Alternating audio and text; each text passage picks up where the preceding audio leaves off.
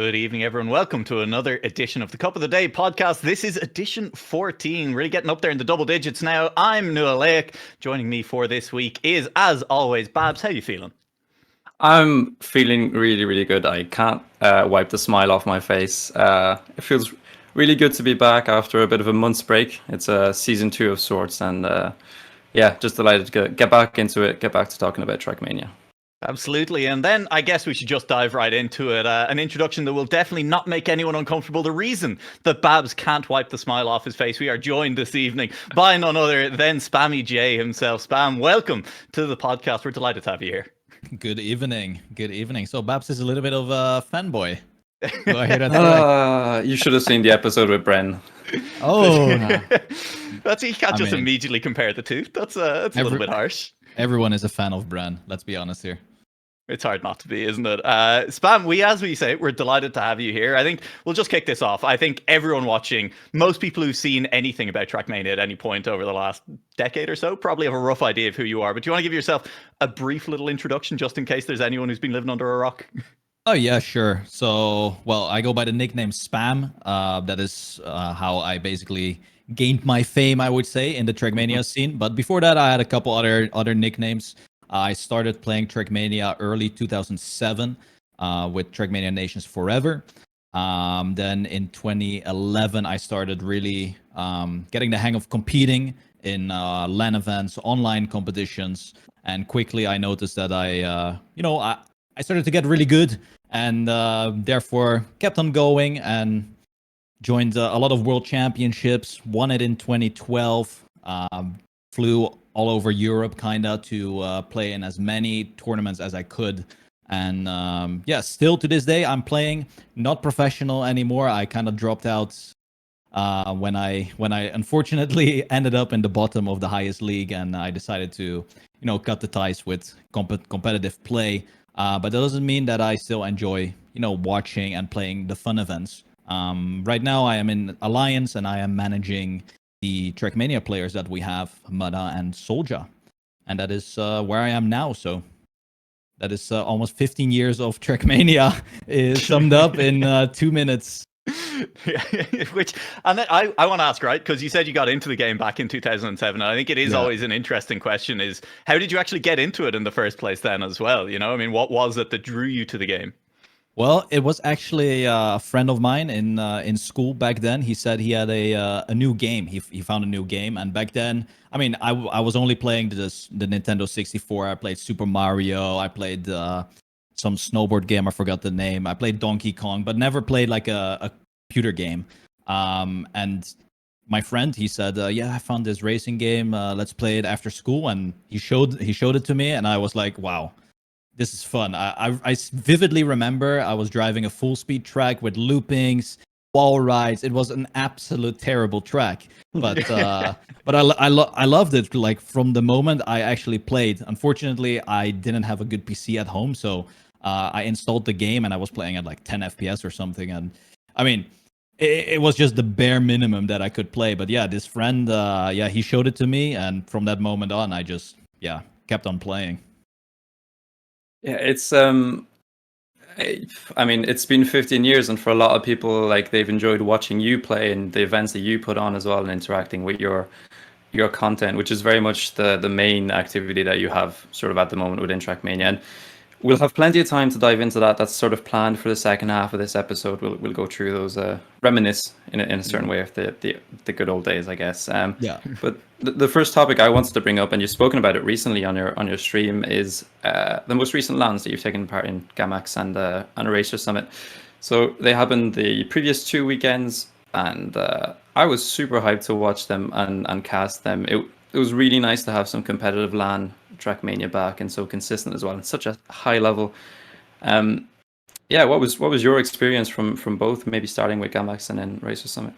I really love. Well, first of all, it's been like many years since there has been a LAN actually in the Netherlands. I think the last LAN event that I went to in the Netherlands was like 2014. So that is a long time ago. And when Traeger kicked off the announcement that he was organizing a LAN event like close by my place as well, I was like, wow, I'm all up for it. And I love supporting, the Dutch scene wherever I can, basically. And with Gamax, it was not just like a competition, but more like also a meetup for many of our Dutch community. We have grown so much in the last like 2.5 years. Our Discord is like always active, and there's just so many new faces and people that you want to interact with and meet up with. And Gamax was like the perfect like event where we could meet up and also play a tournament against each other on the side. And I think Gamax 2 really was an interesting shift, because a lot of international people came as well to what started out as a Dutch LAN. All of a sudden became like a little bit of an international mix.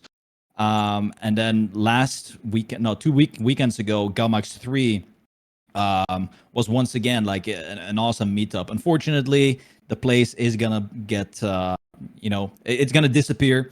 But the Gamax events were really just, to me, it was more of like a meetup than I actually wanted to win. Like, of course, winning is always the extra for me, but it might sound a little bit weird, but I have won like everything that I want to win basically in the game. So for me, going to these events is really just about having a lot of fun, playing competition on the side, and interacting with everyone is what makes these events the best for me.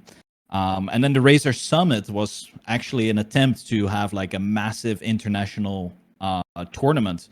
Unfortunately, not a lot of people came to the Razer Summit, but the competition was pretty fierce. And I, once again, I mean, I tried my best, but I was also there more for the joy and fun and meeting, my friends, Massa, Mime for the first time. All these people that I haven't seen for many years showed up. And that's just amazing. It makes me really happy to go to these kinds of events.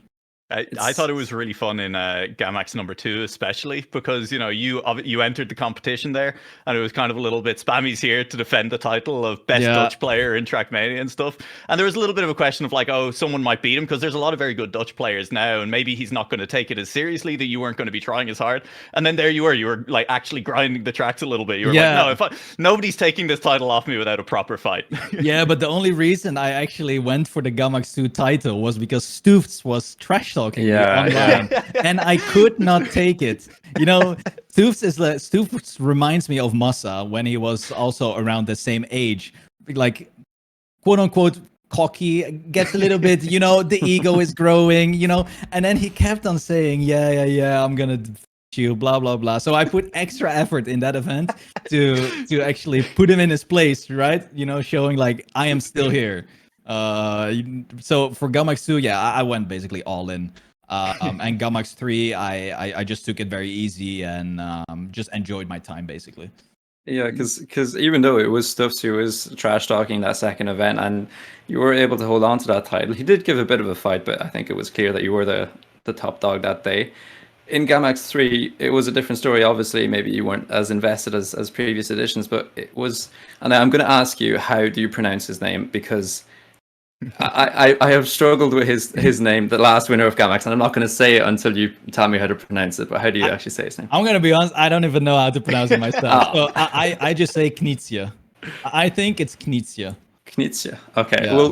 We'll go with that. And Knizia, who, I mean, a little bit of a off the past story. Like I was hunting a track of the day world record recently, and I had a time, and it was holding for so long. Could have been my first world record, and last hour he beats me, and then straight after follows me on Twitter, and it was the most BM thing I've ever seen. But I respect it a lot. But yeah, he showed up in a big way, and it goes to show sort of the growth of the Dutch scene, like you were mentioning before, and how it's been popping off, and how you've got so many players of such a high level now who are really, really quite promising. You could liken it to the BITM scene that we have as well. I mean, let's not, because however long it's been since there was a Dutch LAN, it's been longer since there was a British and Irish LAN. So we don't want to bring that up. Chad will start getting very upset. Which one is it? Is it iSeries? It has to be, like. Or is that still a thing? I don't even know if that's still a thing. This is why we have chat here. They can fact check for us very quickly, or someone will know. Yeah. Insomnia, yeah. Yeah, probably. I think Insomnia is still a thing. But yeah, moving on sort of to Racer Summit, like you were saying, obviously not as many people showed up as you probably would have wanted, but I feel like that wasn't really represented in the level of competition that there was. You know, you had these TMGL players. I know you said you kind of won everything you wanted to win, but I did hear you on stream saying you regretted not practicing a little bit more. Yeah, but that's only like I always have that, right? I go to these, I sign up for these events, like thinking, okay, I'm just going there, you know, meet up everyone, and then I start to get into this. I mean, obviously, I still have the competitive nature in me, and then I start playing. I get better. I can actually, and then I see that I can actually beat some players that I thought were actually going to be really good and just stomp me. And then I'm like, ugh, if only I just spent like 8 more hours, 10 more hours, I could have made it so much easier for me. But yeah, I'm just really busy with other things, and the motivation is kind of lacking. Like 10 years ago, if I was signed up for a competition, I would play like 10 hours every day to just get to a certain level. But yeah, the ambition is not there yet, or well, not there anymore. But yeah, it's just at those moments when I'm like, oh man, if only I did a little bit more effort. But I don't regret it. It would have been nice, of course, if I got further. But yeah, it doesn't keep me awake at night. Look, we have to talk about it. You have an upcoming event as well. Trial Error 2 is on its way. There's a list of invited players already out there. I mean, do you want to describe the event a little bit as well for people who haven't been kind of following it? Yeah, so I like in my streams, I don't know when I started with trials, but I always like to play these very difficult trial maps, and they take hours on end sometimes. And there's just something about it when you start the map and you just try to finish it, like the dopamine rush of finishing a super difficult map with lots of tricks, flips, turtles, you name it. Anything that gets thrown at you, and then you manage to finish it. It's such a good feeling. And I know that there aren't really that many trial events in Trackmania, and it's a very niche community.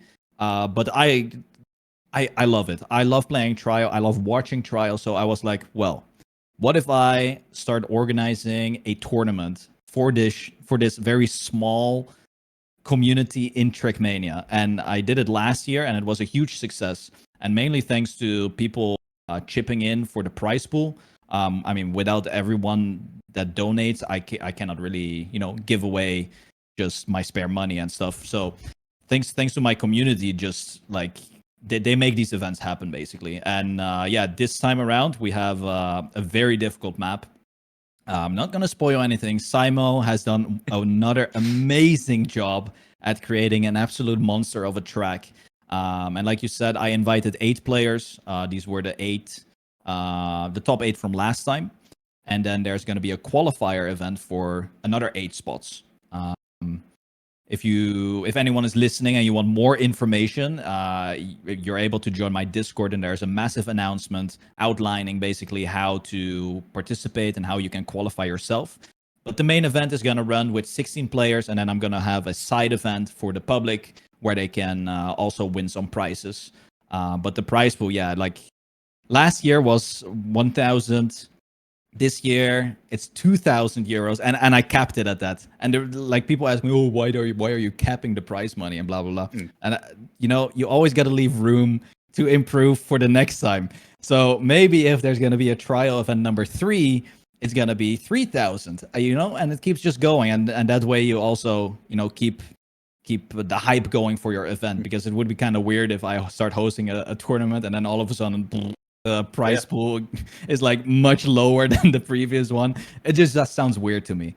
But yeah, that is coming up, and I'm not sure yet if it's on the 19th or 20th. I'm still waiting replies from the invited players because I want to prioritize them.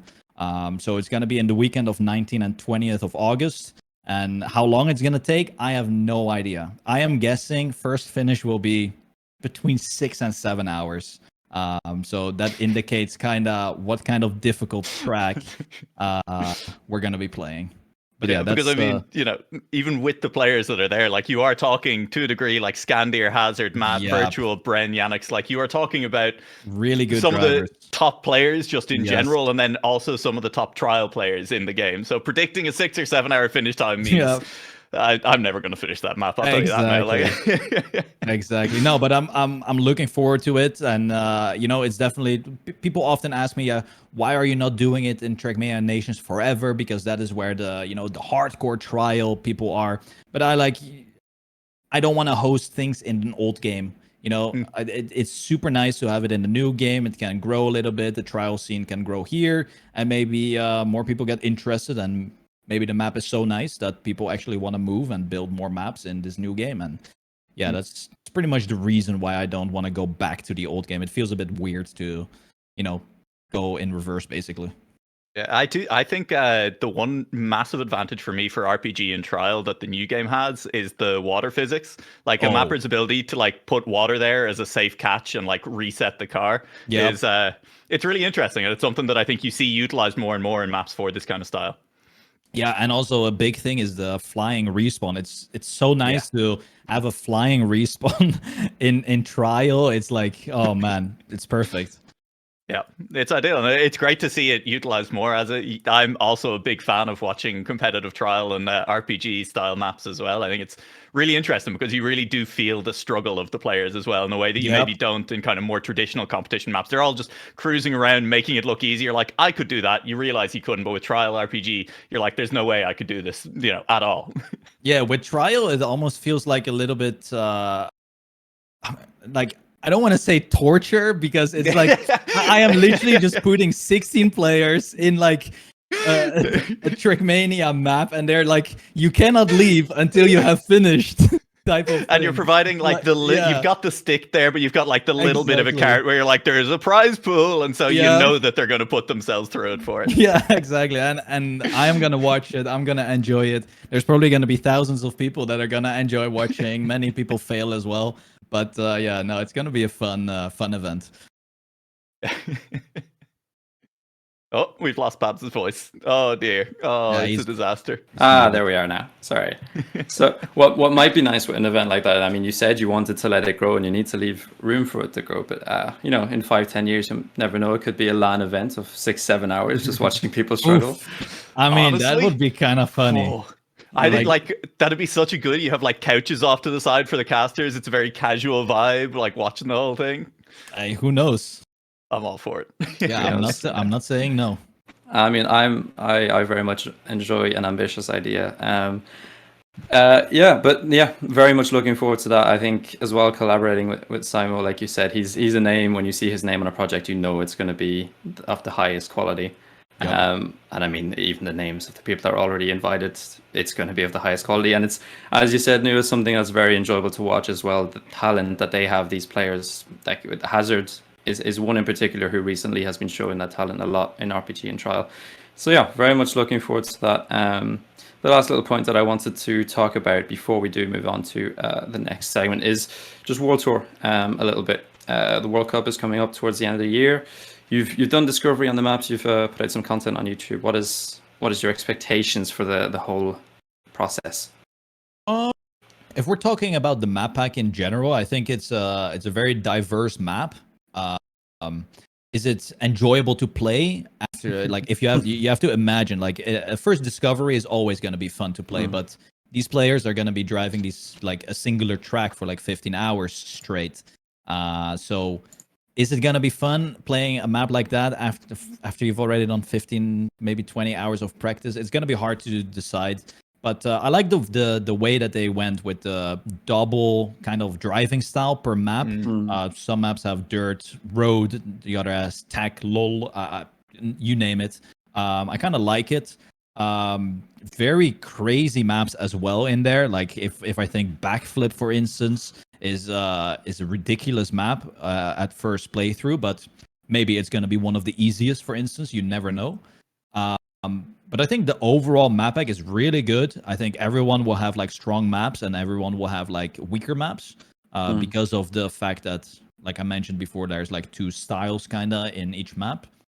But But yeah, I'm looking forward to the World Cup for sure. I think Solja and Mada are going to be very well prepared. I mean, they're extremely motivated to show once again that they are really good drivers and they can compete with the top. But then again, I think everyone is going to be hungry. It's the World Championships after all. Carl Jr. says it every single time. It's the most important tournament in Trackmania. So everyone is gonna, fire up and practice as much as they can to potentially win it. And I just want to clarify a point there, which is that the kind of double style maps, as you were talking about, I believe someone talked about it somewhere, that the mappers were essentially handed two styles and, told we want to map within these two styles, and forcing the mappers then to get creative, combine the two styles, which has led to some Tempest with the full speed into very tight tech. That's an interesting combo. Yeah, tech is a big word. Yeah, I've also heard some controversial things where Nadeo wanted to get the mappers out of their comfort zone. I mean, if I have to say something about that, I think that's a bad move for the World Championships. But hey, who am I to decide that? If they thought it was a good idea, then you cannot really get in between them. They've produced some very interesting maps for sure. And one of the things that I do just kind of want to hear maybe your thoughts on a little bit is we've seen a few discoveries already this year, 3 map packs from players. And a lot of the time players, I feel, drive through them the first time and you hear a lot of sentiment about, well, that looks like very difficult, and obviously the maps are very difficult, but they say, wow, that feels maybe inconsistent on the first playthrough, or feels a little bit dodgy. And Mudda said something during his discovery that I thought was really interesting, which is like, yeah, that's why we get paid, right, is to try and discover these. And personally, I always think if the players could figure out the map in 2 playthroughs, if by the time they walked away from their first 10-minute discovery they were like, yes, I know how the map works, that's not ideal. That's not a good thing if the players have it all figured out very quickly, So just, how do you feel about the difficulty of just actually pathfinding on these maps, essentially? I think the main routing was pretty obvious. There are a couple outliers, like I forgot the map where you go underwater with the reactor. It's dive. Yeah, dive. I mean, this is something we have never seen before, so it's very unusual to drive a map like this. I think the most crazy map is Edge, which is the RPG-ish kind of. I mean, I saw that and I was like, that would fit into the mini RPG competition. Yes, that, I cast every week. That is just a mini RPG track as far as I'm concerned. True, and to me, that's one of the top tier tracks in the entire map.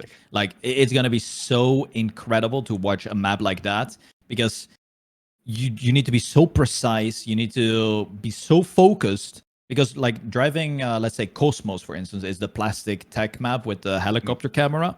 If you drive that, I mean, you don't, obviously it requires a lot of focus still, but something like Edge is, I mean, if you make one singular wrong move, then you're just out of the round. And no, I think Discovery was pretty good on 50% of the map, and the other ones were a little bit you had to figure things out, or watch the video, or watch a replay. I remember, I don't know what this map is called, where you go in it has the bobsleigh identity. G-Force, yeah. Mudda's discovery of that one. Yeah. Yeah, exactly, that one. So yeah, you have the outliers, but overall, I think the discovery was pretty straightforward. Yeah, that was G-Force Mudda's discovery. He spent a while trying to figure out the identity, and took the safe way repeatedly, which is the lower bobsleigh with the engine off block. And then he went and watched the video and saw the fact that you actually have to go up on the sign to get around it. Was like, what's going on here? Yeah. What's very interesting though with the maps that they have made, and since it is 2 different styles, is like you said, it's going to put people out of their comfort zone, not only the mappers but the players as well. And considering we have a duo format now, that kind of also plays into that as well. Afi has streamed for the first time now since becoming an ITV player, and one of the first things he said was he's very happy to have Mime as a duo, because Ice is one of Afi's weaker sort of surfaces, and Mime is obviously a very, very good Ice player.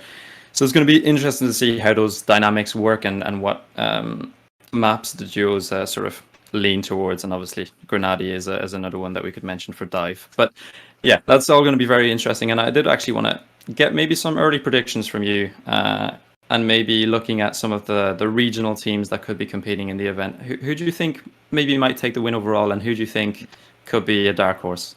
And just remember, you've not leaked anything about trial and error, so you have to get spicy on the predictions now. So if we're talking winners for the world for the entire world championships, right? Yeah. I mean, it's like it's hard to not put Solary as a almost number one. I mean, they are gonna give it like I mean, everyone is gonna try hard, but I don't think in the current state it's easy to beat both Caro and Pack. They are just extremely hungry. They're like, I mean, everyone is. It's really hard to call, but I would say like you cannot really miss if you say Solary is gonna win. Obviously, Alliance. I mean, we have been showing really good pace and growth. I will say throughout the past seasons. I think we will see like the top 3 from or the top. Let's say the top 4 from the stage 2 season. I think is also gonna be the top 4 for the World Championships. That's fair. I mean, I don't want to comment on your player's performance or ask you to over the last couple of seasons. It's like asking you to pick between your favorite kid, It's very unfair. But I agree. I think, like Alliance, we've seen that clear improvement. So looking forward to seeing how they do manage to do in the World Cup. And of course, in this World Championship, there are some of the regional teams as well coming through from across all of the regional play, the TMCL teams as well. And if you want to talk about players who are going to be incredibly hungry, who are really going to want to make an impact, I think some of the TMGL teams are going to have to be a little bit careful that they don't slip up against one of the teams trying to make a name for themselves. I mean, true. I mean, like we have seen some crazy new duos do really well. I mean, if I think about Challenger, I mean, I was not expecting Panda to deliver such a strong performance as he did. Like only held back by his internet issues. Like, I mean, yeah, it literally like he has shown like pace that. I mean, to me, he was like one of the strongest, if not the strongest player in Challenger.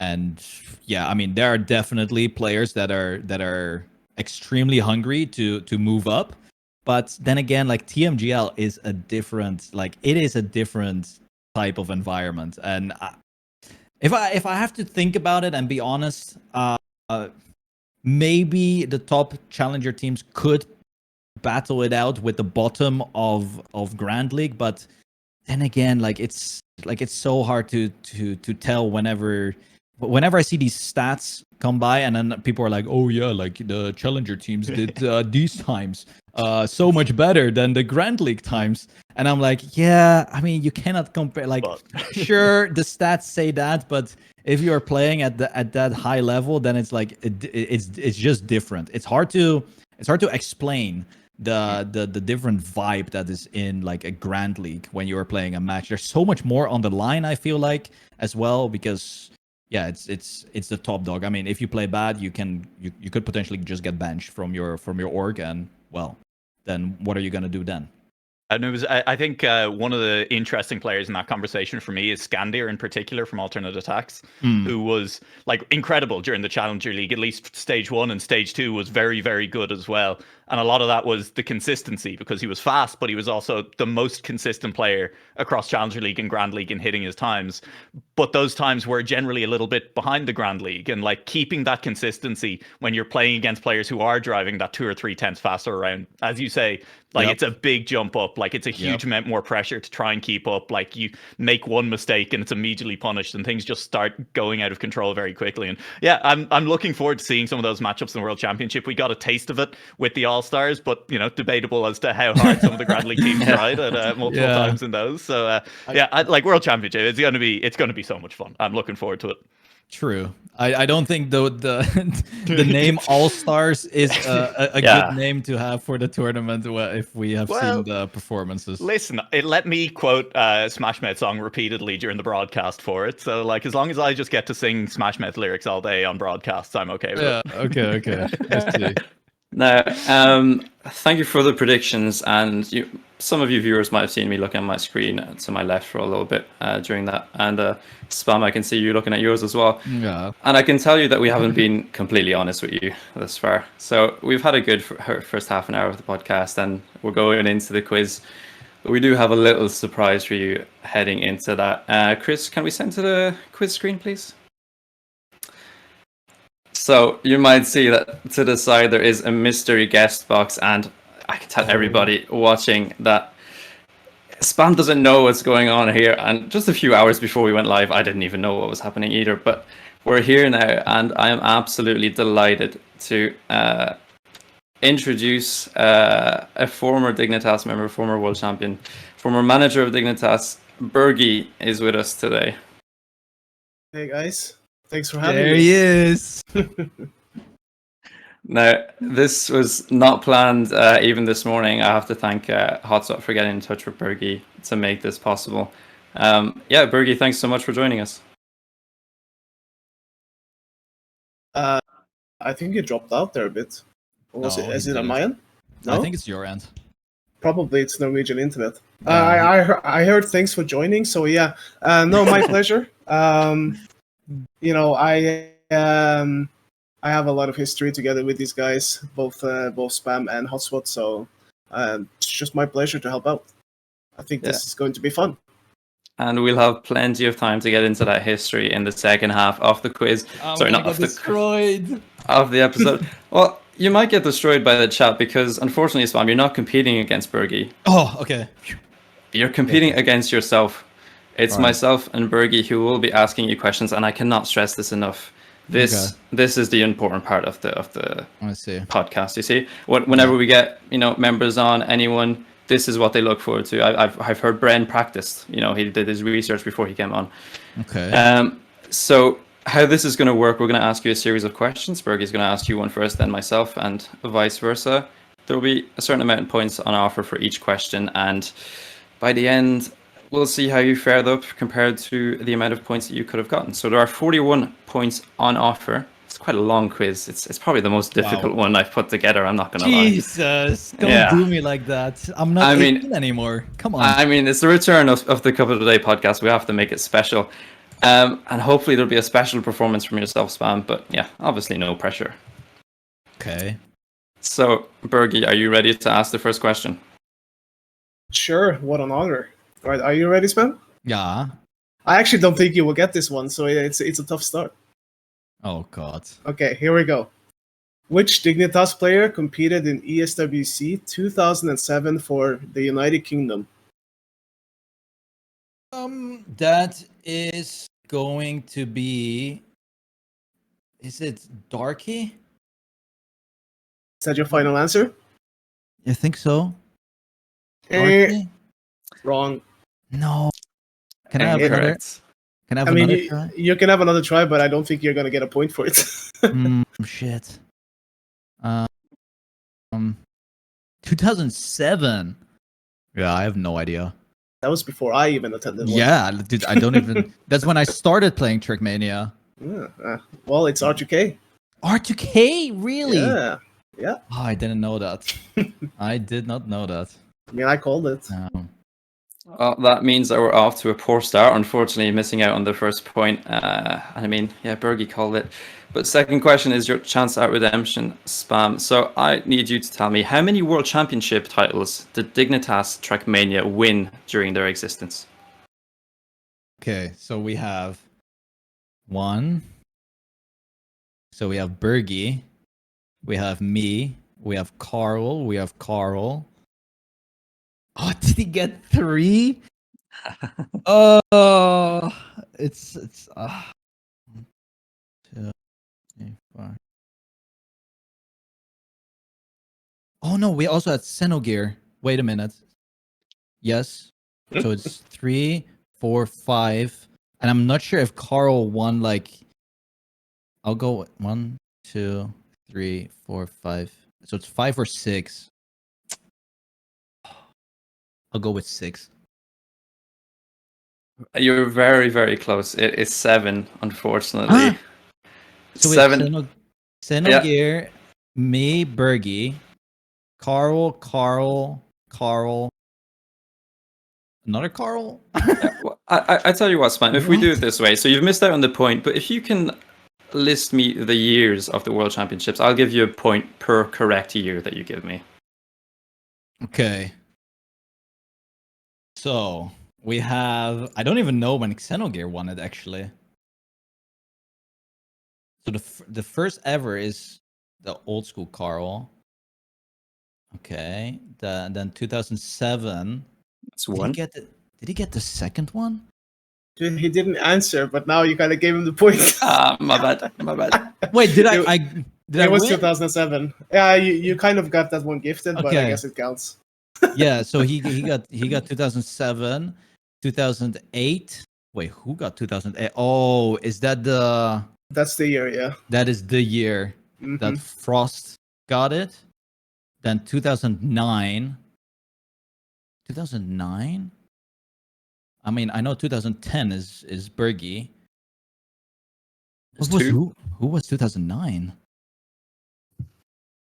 2009. I just need the years where a Dignitas player won it. Okay, so it's 2007, 2010, Yeah. 12, Yeah. 13, Yeah. 14, Yeah. also 15? Yes.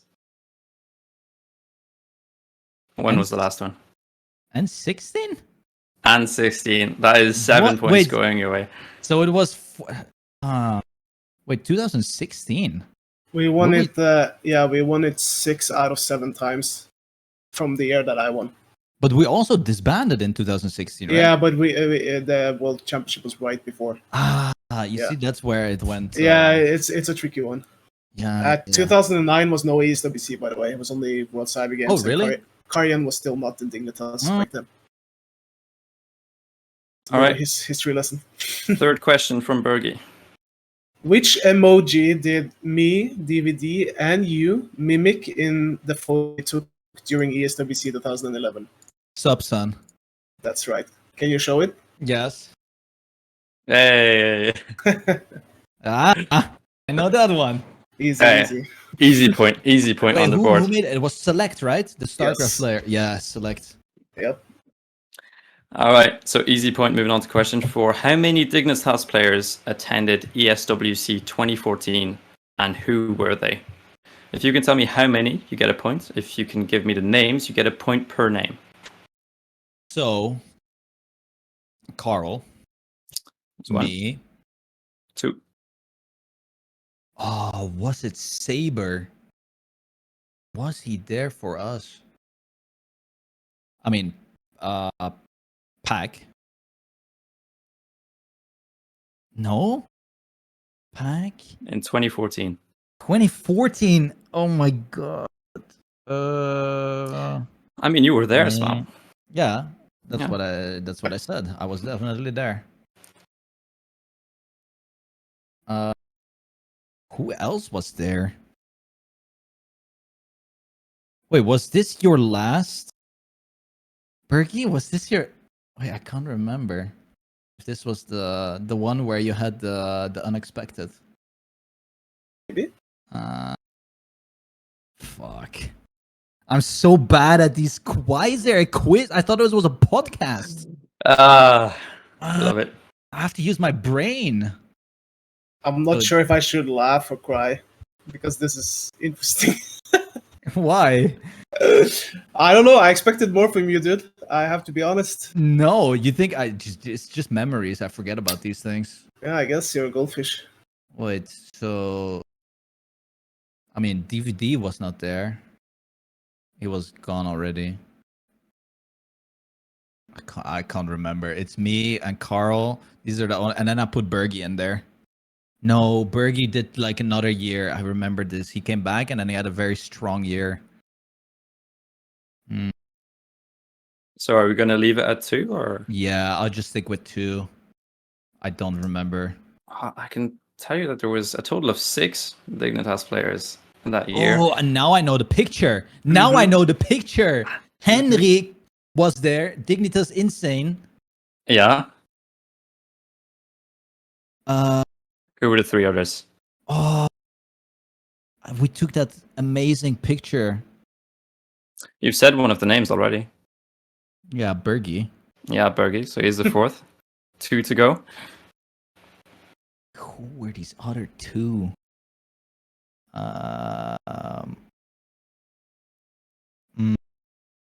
Can I give a hint for Yeah, one of go. them?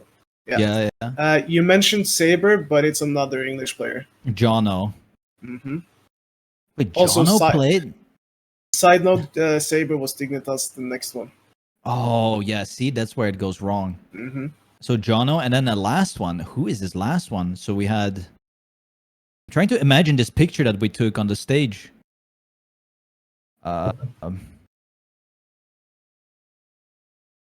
You previously described him as cocky. Massa? Did he actually? Wait, That's funny. Massa? Massa was the sixth one. Wait, I don't even remember Massa. It was in his there. first DSWC, if I remember correctly. Did he? Oh, okay. Yeah, I literally don't remember. I mean, that means you get 2 points from that question. I mean, still, yourself and Carl Jr., yeah, 2 points. So that means you're on 10 points out of 16. And That's the not next- bad. Yeah, it's pretty good. More than half. Next question is from Bergie. Oh God. Good luck Make with an this easy one. Yeah, this one is not easy, I promise you. What are these questions? Name all the English, Scottish, and Irish players Dignitas have fielded. And there are a total of 7. You get 1 point per correct name. Okay. Hot Swat. Mm-hmm. Jono. Yes. Saber. Yes. R2K. Yes. That's 4. Mm-hmm. Now I need 3 more. Darky. He's the same It's person as Jono.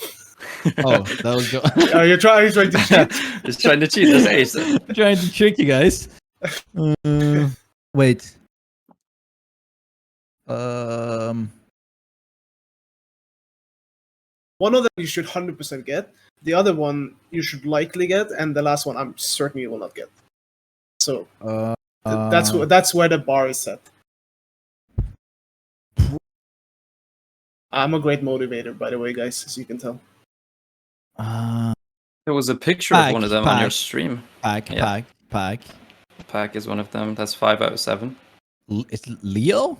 Mm-hmm.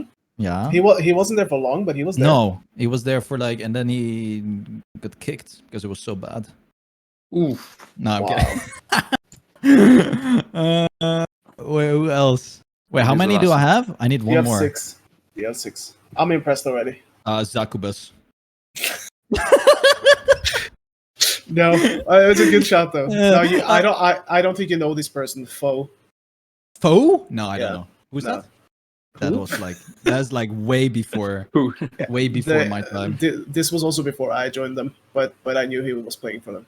Okay, yeah, no. Yeah, so end of 2006, early 2007, Okay, yeah, would have never got that.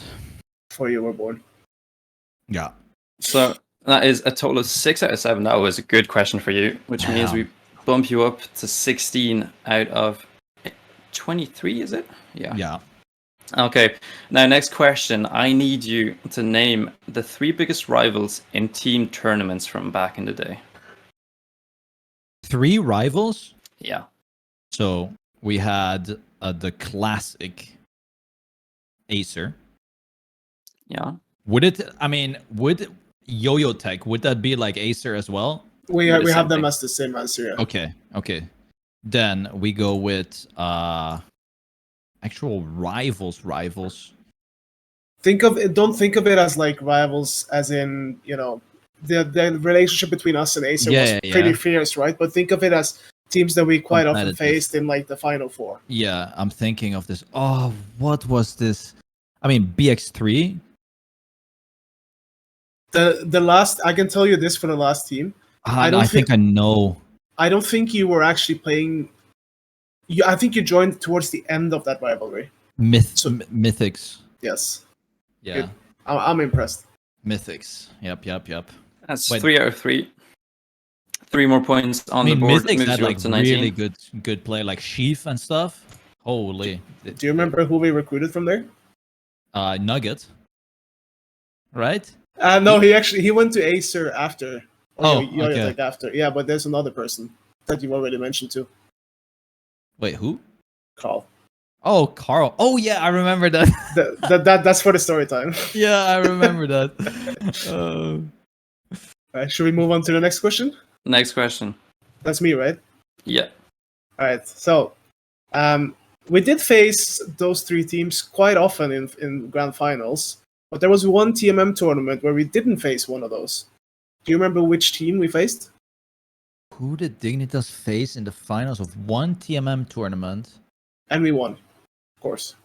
Oh, was it the team? Of course. I can't remember the team name, but wasn't Zami playing for it? Yes. Yeah, I don't know the name. It has a gray tag. The tag was gray. I don't remember the name. There were Swedish players in it. Yes. I know exactly which one it is. I don't know how much of help I'm supposed to give him here. I don't Like, know. where does the limit go? Yeah, but I come on. I know the team, but I don't know the what was it called? Okay, I'll give one hint, but that's the only one I'll give. The majority of the name stems from a class in World of Warcraft and Diablo. Jesus. And it's funny because you've never played those games. I played Diablo though. Oh, you did? Okay. Yeah. So you have like 20% chance of getting it correct. Oh, I don't know. Are we gonna have to pass on this question? I think we have to. Man. The answer is Druids. Yes, man, I was so close. You were, God to be damn fair. it. And this would have been a 2-pointer. Yeah. Unlucky. It was a difficult question. I decided to put 2 points on that one, but unfortunately it means that you miss out on those 2 points. So we stick on 19 out of 28. Now the next question is a simple yes or no answer I need. And it is, has Super Karloof ever played for Dignitas?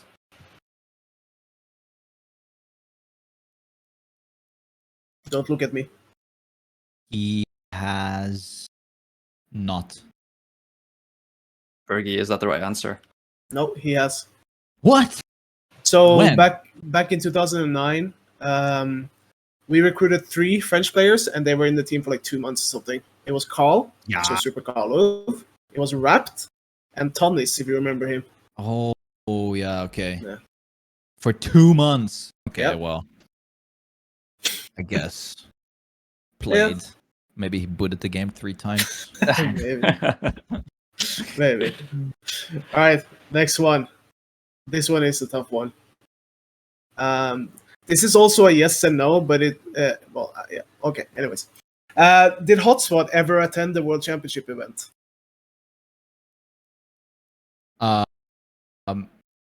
I mean, if he did, it had to be before I joined, so I'm gonna go with no. That is incorrect. The answer is yes. He was at 2010 in Paris. Yeah, I wasn't there though. Also, if you do count World Cyber Games, we didn't in this case as a World Championship. Then he also attended that. Okay, man, I thought he only played the ESL CPS stuff. Nope. That's where I remember him from. Hotspot was a gamer. Yeah, Still is. And still was. is, yeah. Yeah. He's the reason Bergie is on your screen right now. He's probably kicking himself that he did that since you got the question wrong. But unfortunately, we are going to move on from the Dignitas part, which might be to your relief. And we are going to go on to some more general Trackmania trivia, obviously relating around you. And the first of those questions is going to be a 2-pointer. And I need you to tell me that in February of this year, who took your last remaining TM2 Stadium world record? Ooh. That is. Oh, was it? It's one of the Frenchies. Was it Lufoc? No, it was another one. Oh, who is this other guy? Is it Lufoc? Maybe it is Lufoc. I'm gonna go with Lufoc. Unfortunately, it's not Lufoc. No, it it's was another one. Yeah. It was Rasita Wait, really? Oh shit. on B10, Ah, which means that you miss out on another 2 points. We've had a lost streak. yeah, a bit of a lost streak. We need to get it back now. So a bit of an easier question, and this one is Bergie who's going to be asking it. If you do have the Alright. questions, Bergie, yeah. Yeah, I scrolled down. I didn't know there were more actually. Okay, so wait, is it the one right below or the one below there again? The one right below. Okay, yeah. Name 4 current players, 1 from England, Scotland, Ireland, and Wales. And you get 2 points for all 4. Jesus. Okay, I'm gonna go with Akros. I actually For- cannot. I cannot answer if this is correct or wrong because Okay. I'm kind of out of the loop. So you have to answer this for me. I will. Okay, so I will go with. Okay, first of all, Pack. We'll go with Yeah. Pack. So we'll go with. Wait, do they have to be playing right now? I'd say active players that play the game currently. Okay. And I'm So going to yeah. need you to tell me the country for each. Obviously, Pack is quite obvious, but Pack is England. yeah. Oh, Ireland is. I can go with. Oof. I don't.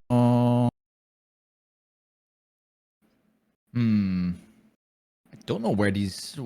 For Scotland, I was gonna say Scotsman, but he's not playing anymore. So Yeah, he wouldn't count there as goes active. one of my answers.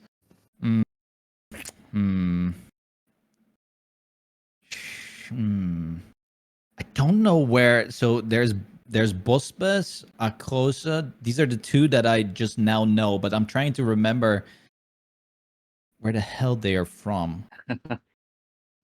Man, even if you put a water pistol to my head, I actually don't know. I don't know where these people are from. I'm gonna be honest. I guess it's better than nothing. No, because then I'm gonna get made fun of. That is what this is all about right That's now. the point of the question, yeah. This is the reputation question. Oh God, Scotland. I'm trying to remember. Man, is there even a player there? I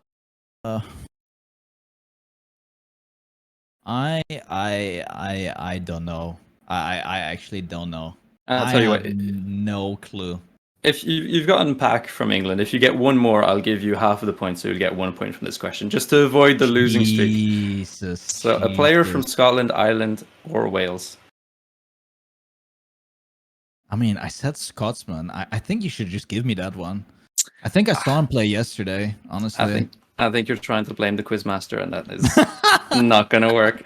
I mean, I have a close, but I don't know where he's. I mean, What does he inspire to you? You've seen his face, over the weekend. What vibes does he give? He gives me the vibes of. I mean, I'm thinking of his accent a little bit, how he spoke to me. I mean, it would definitely was it? Nah, it was not Irish. That's I don't know. Was it? No freaking idea. You guys are not giving me any facial expressions either. You're just dead. I'm enjoying this. I'm just really enjoying this. This is great. Yeah. Can I guess when he's done? I just want to see if I get one correct. Just guess right now. Wait, what if I say? Wait, can you speak some? Can you say something again, Babz? What if I pick you? Moi, je parle français. Je parle pas anglais. Hein, donc, Yeah. Okay.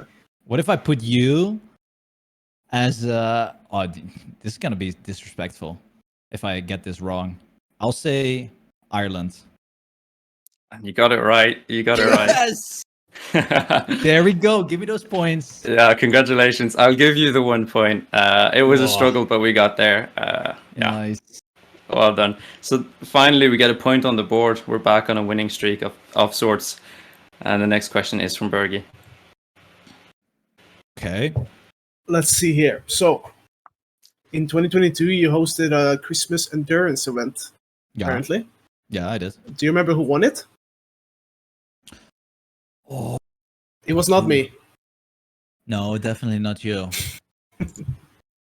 I know that. Who did I send T-shirts to?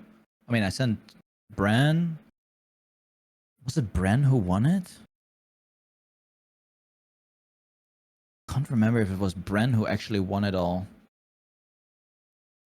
I'm going with Bren. That is correct. Yes. The legend There you brand go. who'll be looking to win your next event that you'll be There you go. hosting. Nice little bit of foreshadowing there. Yep. All right. So, what was your round winning time on the final 5x multiplier round on Icy Snake to the nearest second? That infamous round where you kept yourself in the competition. Icy Snake. Well, I remember when I won, people said, "Oh, you won with that time." So it cannot be an insane time. I can already hear Sinus Apple in my ear casting it. Or was it? Backdoor is done. Yeah, exactly. To the nearest second. Yeah. I don't even remember how long the map is.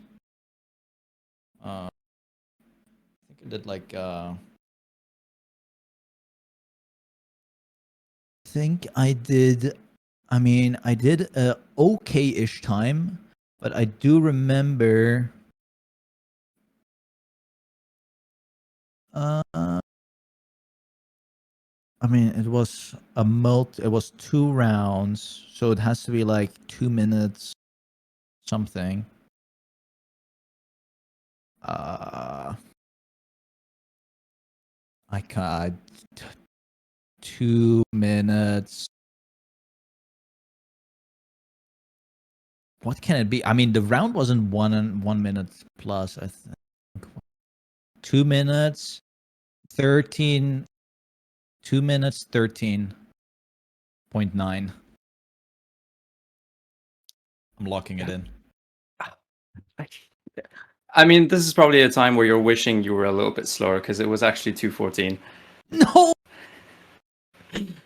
You miss it by 0.1. You Yeah. gotta be kidding me. The round sort of time was 1:07, and you ended up on it 2:14. Means you missed out on 2 points, but we've got 2 questions left, and let's get the motivation going again. We Okay. can get some points from this, and I'll hand it over to Bergie for this one. Oh god, here we go. Like, why not just ask me like when did you win the ESWC Nah. for like 100 points? That would be easy, wouldn't it? Yeah. All right, here we go. Which 4 players were in the final of the first British and Irish Pro Cup? You get 1 point per player, correct? Which 4 players were in the final of British and Irish Pro Cup 2022? Okay, I will go with Wizzy. It's one. Yep. I'm going with Babz. Mm-mm. Nope.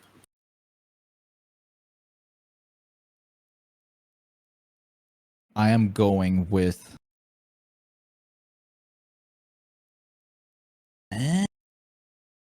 Wizzy.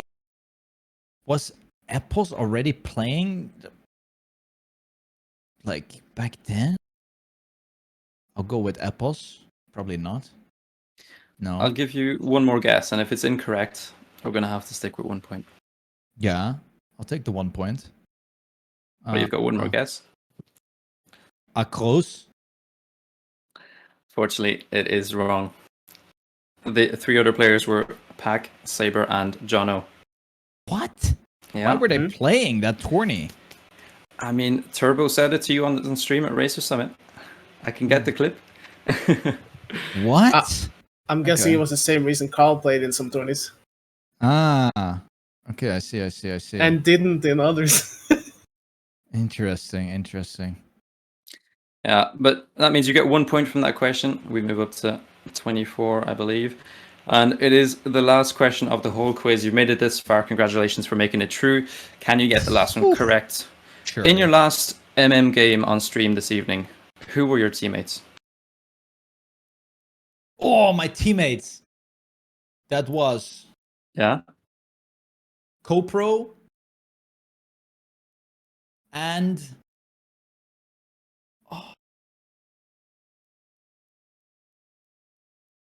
CoPro. Oh, who was my other teammate? He was pretty good. Yeah, you can see the map. I mean, I played against 12th. That's what I know. He was not on my team. I can say that you had the same teammates for the last 2 games. Carl. It was Carl, right? It was Super Carloof. Yes. That means that we end on a high. An extra point, move you up to 24 out of 42, and Holy.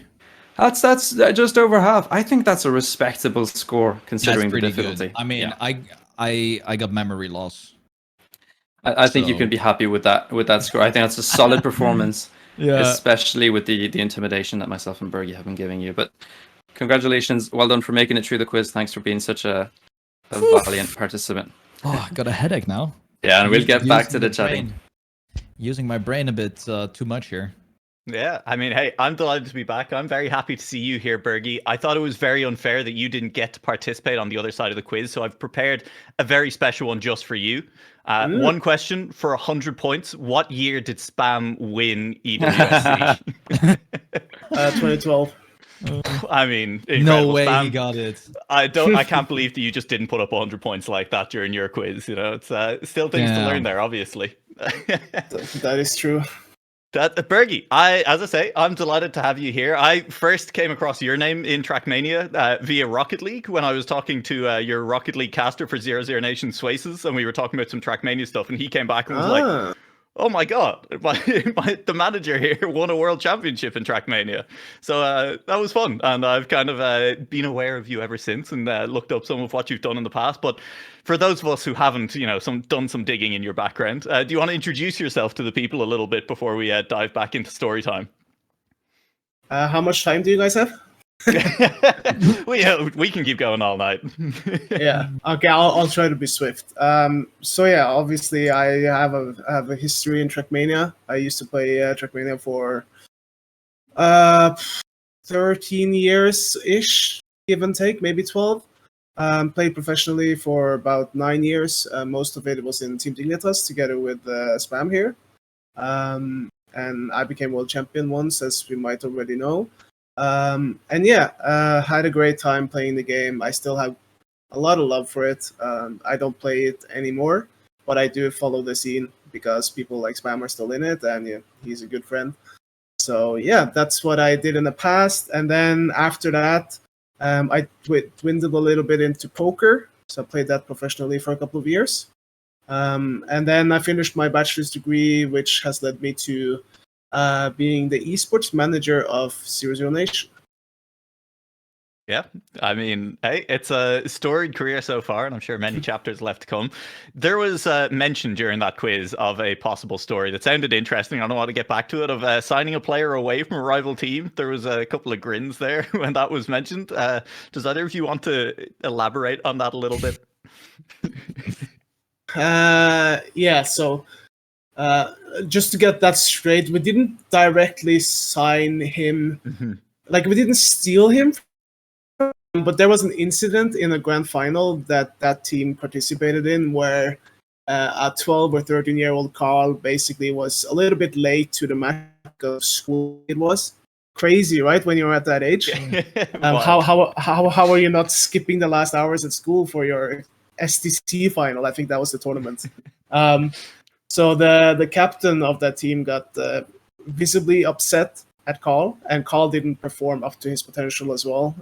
Might be several reasons for that, but I don't know what they are, and that's not really important. But afterwards, Carl was very, very like traumatized by the whole thing. I mean, he was a young kid, right? So I just messaged him and said, GG's, you played well, and I know you could have done better as well, but just think of this as like this was like his breakthrough moment. So I just tried to comfort him, and he was so angry at that captain that he was like, yeah, can I join you guys instead? So of course I wanted to, because he was like the young prospect, like the next generation pretty much, right? Which is crazy to say for a 13-year-old, but nowadays I guess it's more likely to happen, right? But the problems didn't really stop there, because 13-year-old Carl didn't really speak English.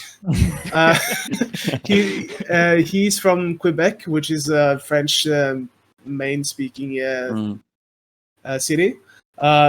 So what I had to do was I had to talk to his brother, who was grown up and worked at like a game shop, and like he knew how to speak English properly, right? And then any contract talks I had, because back then Dignitas did have contracts and such. I had to do that with his brother and his father. So yeah, I got a pretty close relationship to Carl already from the beginning, and safe to say it was well worth the hassle. It worked out, yeah. If Carl hadn't been, stuck in school for a couple of extra hours that day, who knows what might have been.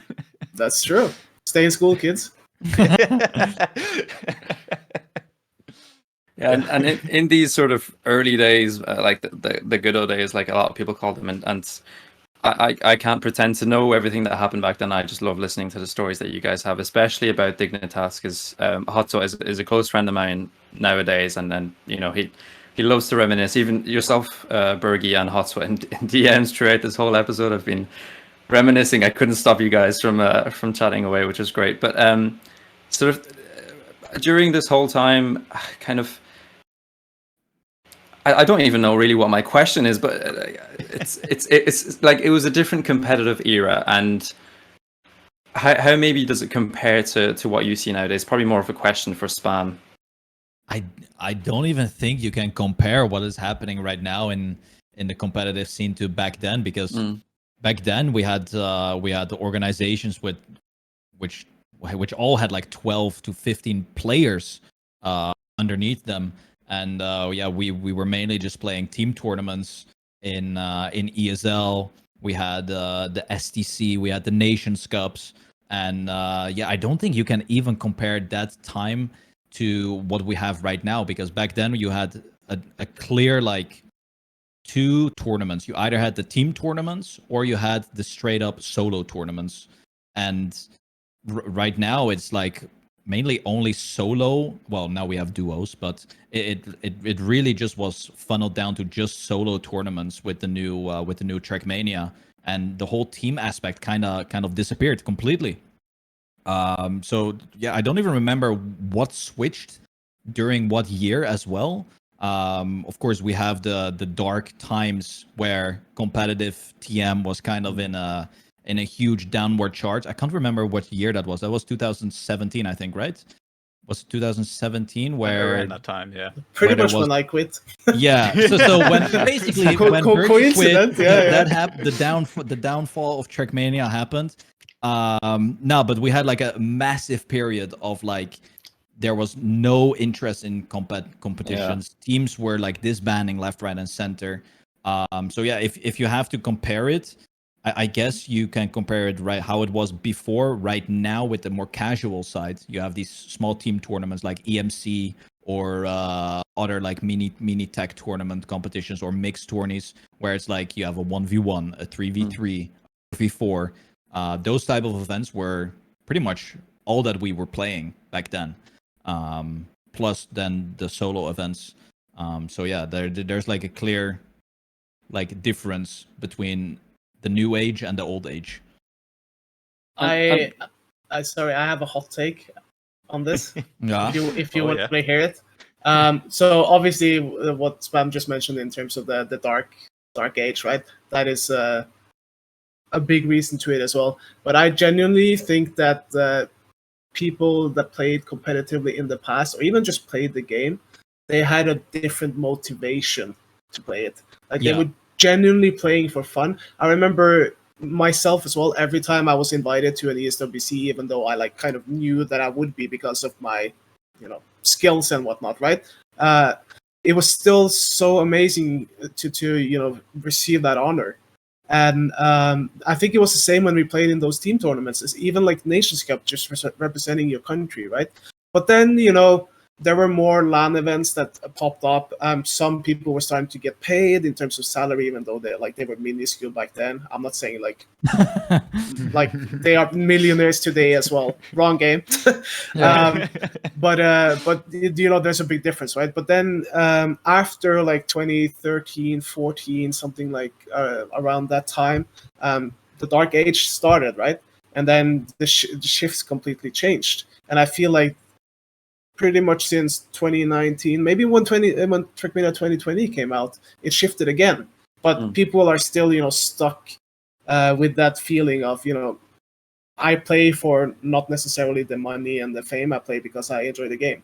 And that was very vividly visible back in 2010, 11, 12 as well. Like, people just love the game. Yeah, I mean, back then, I think we all just loved, matches. I do remember Massa back then. Every single time he was like, either I play all of the sub matches or I don't play anything. Yeah. And every single weekend we had so much fun. We all joined the TeamSpeak. Yeah. We played our games, and it was just, we practiced together. It was like a whole, just you spend time in a game that you enjoy and you play competitions with your friends. That was basically it. And as a bonus, we were pretty good at it, and we won like the majority of the tournaments back then. And back then, what were we playing for? We were playing for ESL Premium for 3 months on ESL website. Mm-hmm. Like, right now, those things are like, nobody would participate in those things. Let's be honest. The times have just changed so much, where I feel like people are not. Well, I think the majority is still playing for fun, but there's also a lot of people who are just purely paying or playing for the money that they can get right now. Yeah. The funny. Sorry, I just wanted to add one more thing. The funny thing with those tournaments, basically not even giving a penny in prizes, right, is that back then people don't realize that in Dignitas, our team was like the only team that was pretty much winning across all the games in the whole organization, right? So while we didn't get anything for winning except for fame and reputation, which is still massive, our sponsors noticed it. Like, people on the web noticed it. So it still had like a significant meaning for us and the organization, even though there were no prize money. Yeah. The Dignitas experience is not necessarily representative of like the wider competitive community at the time. Exactly. Yeah. True. And I think we also were like one of the first like organizations. We had Alienware back then as a sponsor, and we had like not monthly Alienware tournaments, but we had a lot of Trackmania Alienware competitions ran during that time period for Trackmania. We had them weekly for I think 3 months straight. Weekly? Yeah, okay. Yeah, we did. Yeah, it was crazy. Okay. Western, yeah. There's it's like you say, there's kind of the two eras of Trackmania esports, and back then, like Trackmania, there was like StarCraft was the esport, and other than that, there was like maybe original Dota. Like, there wasn't really other esports out there, and then the kind of new era of Trackmania has grown up, where like League of Legends and Fortnite and CS:GO and like all of these other games have like really big established esports scenes that like people kind of point to as like, well, they're doing it, so let's try and copy the success from them. And like, it's a very different game, so like some of the things that work there aren't going to work here, and like it's just it's different expectations for the players, I think, is what I'm saying, which is kind of sounds like what you guys are saying as well. True. Yeah, I wanted to ask you, Spam, actually, sort of, obviously right now streaming is your main activity, and that's what a lot of people will know you for in the current community. But just retracing your steps back to your very first sort of forays into streaming, what was that like? What was it? What was the experience like? Well, I started streaming our Team Dignitas games because people were just interested in watching us play as a team, because, well, we were the top dog all the time in every single tournament, and I thought, why not just broadcast our games to the world? And the funny thing is, back then we also had like a spectating system in game, which is called relay servers. And it basically is a separate server that hooks onto the main server, and you can have 250 spectators basically join that server to watch in game. Nowadays you cannot have that anymore, but when that like kind of faded away, the whole relay server stuff, I started my stream because people needed to watch our competition. And I started streaming on Owned TV. This was the first streaming website that I started on. And then later on, in the year 2012, after I won the ESWC, I was like, okay, well, maybe now I should go to the big streaming service, and that was Twitch. And this was also suggested back then by Odie, the owner of Dignitas. He said, "Yeah, all of you guys, you need to start streaming." So I mean, I went streaming, Bergie went streaming, Jono went streaming, Carl went. I can't remember if Carl went streaming as well, but we all started streaming Trackmania on Twitch. And that's basically how it all started. And what were we streaming? We were streaming for like 20 people at max. And when there was a competition, we streamed for like 150, maybe max 200. But back then, those numbers were like crazy for a Trackmania stream.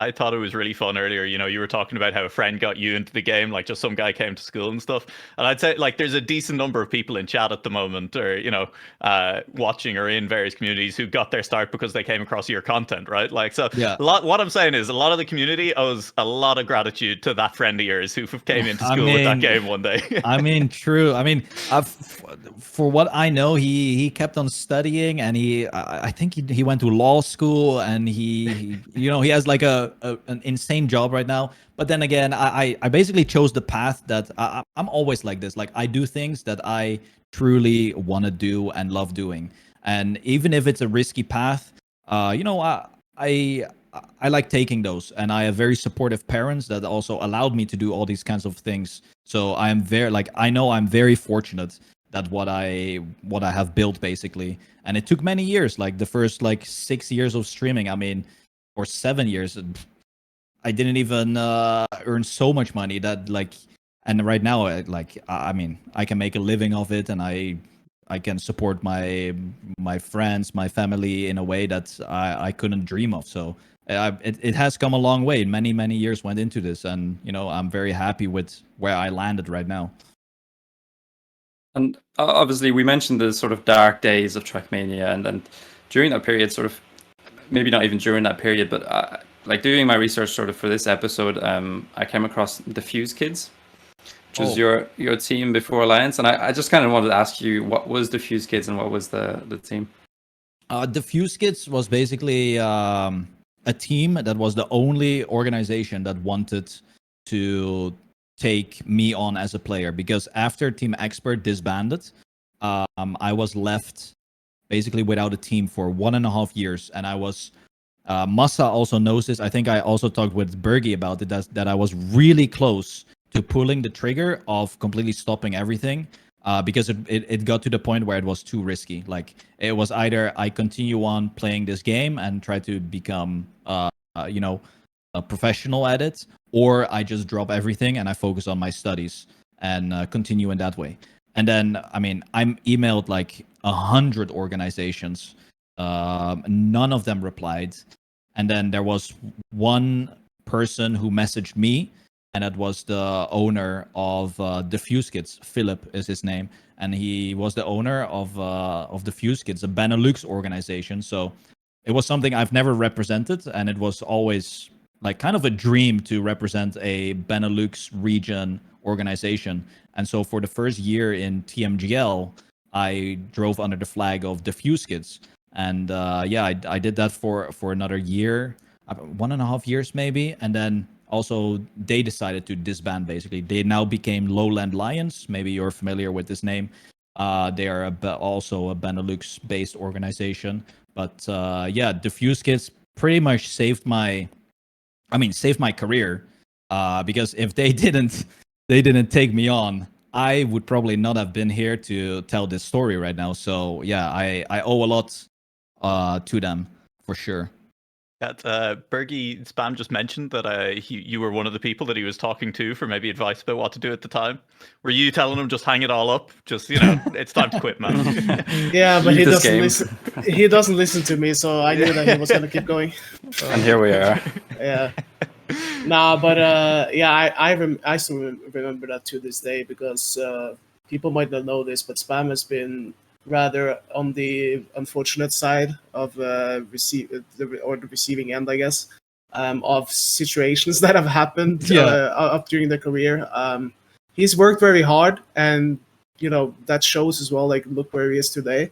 But back then, when he was having a rough time, it was rough for me as well, because I had been his captain for like 6-7 years and a good friend, right? So yeah, it was very tough. But looking at where he is today, I'm glad that he kept going.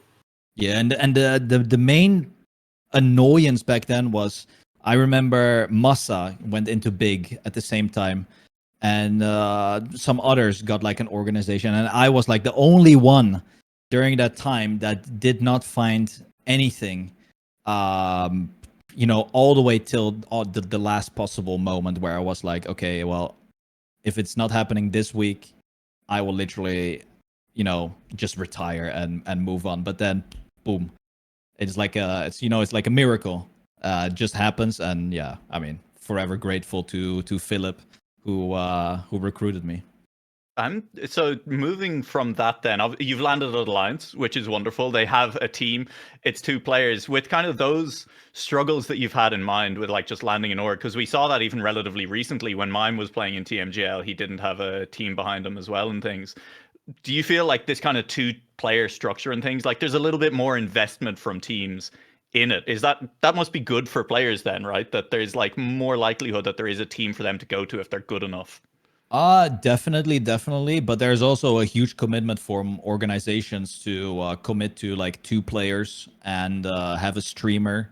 Nowadays, having like a manager or a coach, we definitely see this growing. And not every organization has the the funds to put in Trackmania for that. But no, like you said, Mime was. I mean, he drove for a long time without an organization, and then thanks to we got to give credit where credit is due. Omar and the team that is working to secure these organizations for the World Tour. I mean, they helped out a lot. That's also how I got to Alliance. Like Omar pitched me as a player to Alliance, and therefore I got into a meeting with them and I got to tell them all about myself and show my. I remember I made like a nice one pager with all my information, my stats, some introduction, who Nice I picture. am, and yeah, I also like the fact that I had like already a big community behind me was also a huge like importance to joining Alliance. And yeah, from that moment on, I mean that is probably. Besides back then joining Dignitas, I think joining Alliance was definitely at the same level of excitement as back then. Yeah, I wanted to talk to you. So obviously, we talked about early Grand League playing under the Fuse Kids flag, and then moving on to Alliance once sort of TM 2020 was released, and continuing your professional career and doing well throughout. And then towards the end. And I remember this was probably a year into me playing Trackmania and really following the competitive scene. And that last season of TMGL, what was that like? Well, my last season of TMGL, I mean, I talked with Bergie during that season as well, and he clearly knows if like I remember telling him if it goes down south, I am packing my bag and I'm moving on.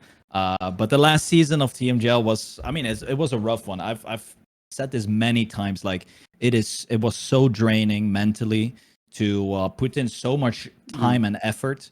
I remember I was literally playing almost every single day to like 2 a.m., 3 a.m., like outside of my streams basically. And yeah, just seeing the effort not reflect in the match is like so draining. You take a loss, okay, whatever, one loss, we move on to the next week, then the next week also goes bad, and you're like, man, really, I put in so much time and effort and it's not giving me the result that I think I deserve.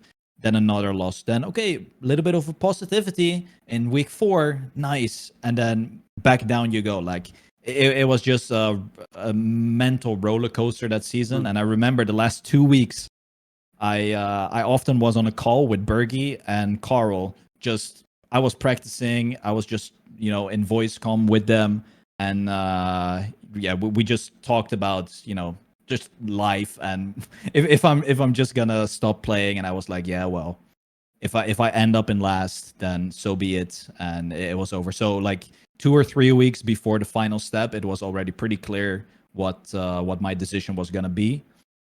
But then I still try my best, right? I always give it my 100%. I was still committed to the league, and yeah, I mean, it ended up with me basically retiring from the Grand League whole system. And you were still streaming throughout that season as well, right? Like Yeah. that's Yeah, was the streaming like was it an escape for you to go and do something different that was still related to the game, or did it kind of feel like an extra burden at times? Like this is something else I have to go and do now. I mean, like it was definitely a way to, to get away from the Grand League stuff, but I always felt like if I'm streaming for 5 hours and I'm not playing these maps, I am just gonna be lacking behind. So very often I was playing these maps on stream, which is like, I mean, it's not the best practice, right? You're not focused. You're just trying to entertain. So yeah, it was definitely a challenge. But overall, like if I have to look back right now, I am happy with my decision, and I completely made peace with it.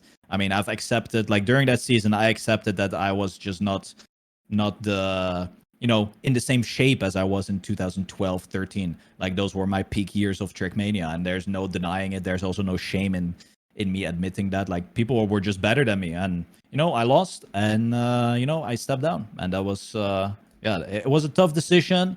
Definitely cried a little bit that evening, but hey, you only get stronger from those times. Yeah, the reason I brought that up was specifically to talk about those streams and during those few weeks where you're putting in pretty much 16 hours a day, something like that, for weeks on end. The effort you were putting in, and those streams were you were practicing on stream. You were committing all your time to doing that, and it was a really nice way for like somebody like me who playing lower sort of grassroots competitive can relate to somebody who's at the highest level. Like you'd be looking at a track and you'd be looking at somebody's time and seeing like, what is he doing different here? And since you're streaming that, your community would be learning this with you and you'd be pushing forward together. And, at a time where it was very likely, emotionally difficult for you to be, going through that it was a very powerful sort of moment to be a part of, not only for you, but your community. Yeah, as well. Oh yeah, for sure. No, it was definitely a period that I will never forget. Like it is something that only a very few people will ever go through, because not everyone is playing at this same level. So it's just a very small group of people that might even feel the same way that I was feeling, and I think it's very difficult to put yourself as like an outsider in the shoes of, let's say, me during that time, because like I can say like, oh yeah, it was mentally draining, I was so tired, blah blah blah, but to be in that moment and you're always like, man, if I don't perform this next week, that is the end. Man, if I don't perform this next week, that definitely is the end. It's like there was always this voice in the back. The voices were always there, telling you to just hang it up, but you then have to keep trying your best. And it was definitely not easy. With how much thought then went into the decision, the fact that you have still been around the game so much, has there ever been a temptation for you to go back to competing at the top level? Nah, definitely not. No, not at all. Not in the slightest. Like I enjoy playing these these events where I might get invited to, or just like we talked about, the Gamax events or the XP Evo that's coming up, or the Malloy event in Norway. I still like to get the competitive vibe from somewhere, because I still really enjoy it. But the peak highest level is just not for me anymore.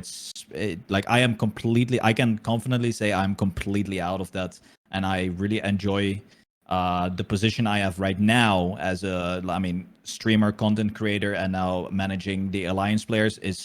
I feel way more comfortable with that than putting in so much time to still be at the top. I then have a question to kind of both of you, and I'll come to Bergie first, about the fact that you are now managing players. For Bergie, it's different games and things.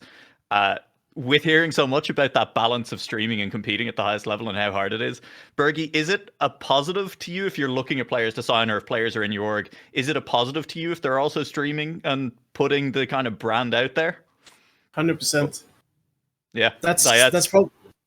I mean, yeah, I could end the answer right there and just be like, yeah, you guys will probably understand. But no, just to elaborate a little bit, this is like the main difference I would say from today compared to like 10 years ago. Like Spam was still streaming, I was still streaming, but you cannot compare the impact a content creator has to today to back then, right? All the I mean, I don't know how all orgs operate, but I'm fairly confident that when I say you need to have some more value than just being a good player, I feel like I speak for all of them. Obviously, you know, the main thing you look after if you're in an esport is, you know, the skill, right? The skill level. Okay, you have that. Well, let's say you have two players lined up next to each other. You have to pick one. Do you pick the person that is maybe a tenth faster than the other but has 5 followers on Twitch, or do you pick the one that is a tenth slower but has 5,000 followers, right? So you got there's a lot of things to consider here. But yeah, streaming is definitely a part of it. However, people also need to understand that if you do stream, it's difficult to perform at a high level. So that's why a lot of people don't even stream their matches. Yeah, so just to like tailor that question then to you, Spam, a little bit, with the experience that you've had, like knowing how difficult it has been to juggle those two levels, do you still encourage the guys on Alliance to stream? Would you recommend to like all of the World Tour players that they should at least be trying streaming as, you know, something to do? I mean, streaming in Trackmania is like, I mean, we are still very small, and I mean, it's definitely like an escape, right? We talked about it a little bit earlier. Like, if you're just a competitive player, you're only playing this game for the competition, then yeah, sure, that is a alley that you can take. But a lot of people, I mean, I can speak for Mudda. Mudda is a very good driver. I mean, he's a very positive person overall, and people want to see him play. People want to see how he performs. People want to just talk to him, right? They want to have like some sort of connection, and yeah, I think there should be a fine balance between how much time do you put into the competition and then how much time are you going to dedicate to streaming. And I think Massa is a great example of this, because Massa last year has been really and Granadi as well they have been really focusing on the World Tour and putting streaming a little bit more on the side. And I think they are also capable of doing that because they have a lot of support from Big, so they are in a much nicer position. But like if you let's say, I mean, let's just take Mudda for an example. If Mudda can earn like a lot of money with streaming on the side, then that's also a really good, I mean, a good thing to do. Like, you have to find some sort of balance if you are a content creator plus a competitive player. And I think, speaking from my experience back in the days, I think it was very difficult because of the fact that I had to put in so much time outside of just streaming to stay at my peak level that I couldn't keep up. And I think it's definitely one of the main reasons why my skill definitely went downhill. I actually wonder how I would, if I would actually be playing if I wasn't streaming. That is something I just crossed my mind. I have actually no idea. Like Scrappy has to be the blueprint for that as well, though, right? Yeah, like, I think like Scrappy probably, I think most people agree, could grind up to Grand League level, but is very happy hanging out in Challenger League and doing a lot of streaming as well then. Exactly. It's just the decisions that you want to make, right? Do you want to become the best at Trackmania, or do you want to be a good content creator and just play a competition on the side? And I think that is where Scrappy fits perfectly. He doesn't want to be in the Grand League winning or playing against Carl Jr. He doesn't have the ambition for that. He just wants to play his Cup of the Days, play his random map challenge, and play Challenger on the side as like a side hobby. It's a wild level of skill. Side hobby. Yeah. My hobby. Obviously, for you, you've moved on from professional competition. Obviously, you still compete in events here and there, but nothing to the level that you were before. And your focus has shifted to your streaming, your content creation. There's been a real push in your YouTube output in the past few months as well, which has been noticeable. And sort of recently, your community hasn't stopped growing, and a lot of people stick around because of people like you in the game and the big faces, and it gets to a point where in a game of this size with people of your size, your voice really matters, and you are one of kind of the leaders, I guess, in the game. Is that something that weighs on your mind, or are you just interested in managing your own, your own activities? I definitely know that I have some sort of I mean, sometimes it feels like a little bit of pressure, right? I often, well, not often. Sometimes I just ask during my stream, yeah, what would happen if I just stop playing, right? Stop streaming. Like, what would happen to you guys? Well, what are you gonna do? And then everyone is like, yeah, we'll just stop playing. So whenever I hear stuff like that, it's like, god damn, that there's like, if I stop, then like this person stops, he stops, they stop, and I'm like, man, I just have to keep going. I cannot, I cannot surrender and not be there, be here for these people that watch me day in, day out. Some people just, they literally only go to the Twitch website to watch me, and it's like, man, it's like I feel like it's almost like an obligation to be there. I have to start streaming because else they are like, I mean, maybe they get upset or something happens or whatever. It's like there is a little bit of pressure to that. And I also know that a lot of people value my opinion. I mean, I know that Omar, whenever there's like a big decision to be made or something, he slides in my DMs and he asks for my opinion. And you ask Bergie. Yeah, I mean, he could also go to Bergie. But yeah, it's just that like, I've been in this scene for 15 years, and you get some sort of status in the scene, and yeah, I mean, it's really cool to have that, but it also comes with like a little bit of pressure, because if you do something wrong, then it's like, eek, well, then everyone comes to you and be like, hey, you cannot do that. So it's it's a little bit of a mix.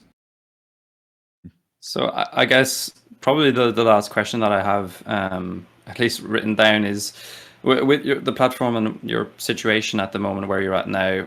What's next? What's next for you personally in terms of your commitment to the game and your content as a whole? What's next for Spammy J? 5-year plan, lay it out. All right, this is a business meeting. I mean, now we're looking to invest. I believe I've said that like a couple months ago. I also had a talk with another couple of people, and I've always wanted to organize. I've said this to many people, and like it's so hard to plan or find the time to actually start organizing this. But back in the days, I always loved watching the home story cups for StarCraft. It was the most chill vibes that you could just watch professional players in like a room playing StarCraft. You have the players on the couch, they're casting, and it's just an absolute blast of a time. And I just wish I could, find the time to organize something similar like that, where we invite like people, and we had it kind of with the Nest, right? We've had the 2 editions of the Intel Gaming the Nest, but I want to do it better, obviously. But it's like, it's such a commitment. But I would like it is definitely a dream that I wanna complete, even if it's only for 1 edition. Yeah, like I just have to organize something like that in the time that I'm still gonna be playing Trackmania for sure. And I can guarantee it will happen. Maybe not next year, maybe in 2 years, but I am definitely, it is a high priority on my list for sure. I mean, listen, you'd have at least 1 viewer from me, so Yeah, Sammy, if that's enough to bring to the Make that sponsors, too. then Nice. all right, Nice, we've done. Awesome. Well, listen, I mean, Nualaoch, do you have any more questions on your mind? Nothing burning. Nothing I can probably ask while we're still in front of a camera, So that's no, it's been a pleasure having both of you on. Obviously, large histories within the game, and hopefully still history to be written as well on the other side of it too. I think, as Babz has said, it's always great to get to talk with people who've been around since early in the game and who we have seen for many of us having started the game only more recently. We won't mention how recently it's been for myself anyway, because it's been at least a few years at this point. But it's always lovely getting to come on and actually chat to people who have the experience, and it's one of the things that I love about Trackmania. There is a depth there. The game has roots, and it's one of the reasons that it's strong even compared to other similarly sized esports out there at the moment, similar sized competitions. Trackmania is a huge casual player base compared to a lot of those, and has a lot of very dedicated fans and people who've been playing this game for a long time. So it's a great community. It's people like both of you guys who have helped shape that over the years in multiple different ways. And thank you so much for coming on to talk to us about it the entire way through. No, it was a pleasure, definitely. And I just something in my head just sparked, we're talking about history, and if anyone is good at making history videos, how about you go through all of the years for Trackmania esports, and people should make scripts and make videos about all the way back in the days, because I think it needs to be documented in some sort of way. Maybe I do it myself. Who knows? But we got virtual doing history videos on maps. How about we do it on the history of Dignitas, or the history of the rise of Carl whatever. Jr. Exactly. Well, I tell you what, if you ever plan on doing that, you reach out to us, and we have a lot of dedicated people who'd love to be part of a project like that. And like Nuo was saying, the game has roots, and where there's roots, there's branches. And Spam, you're one of the main, I guess, trunks of the tree at the moment to continue. And that's not just a reference to how often you go to the gym. We promise, okay? But yeah, I'd be lying if I said I didn't have any more questions. I could spend all night talking to you guys, and it's been an absolute pleasure. I can't thank you enough, Spam, for coming on. I can't thank you enough, Bergie, for making the surprise appearance. I know that was a pleasant surprise. That was awesome. It was fun, guys. Thanks for having me. I have a question for Bergie, though. Okay. When is 00 Nations entering Trackmania? I wanted to ask that, but I'm like, I can't get away with asking that question. When are they picking up EPOS? I can't answer that on camera, I think. Oh, shit. Listen, Bergie, I've got this lovely little weekly competition that's looking for a sponsor, okay? That's, if you want a soft launch right in, then... Here's your sponsor. Yeah. We all know that if Bergie had the ability to get it done, then, his heart is with Trackmania, so we all know that. Who knows? Maybe 00 Nation enters in the future. Well, with that note, before we say anything that's going to get Bergie into trouble, thank you very much to everyone who has joined us here tonight. Once again, thank you to our guests, the viewers at home. This has been another episode of the Couple of the Day podcast. There will be more in future, but it's going to be hard to top these guests. So keep an eye out for when we do announce another one, and we'll see you when it comes around.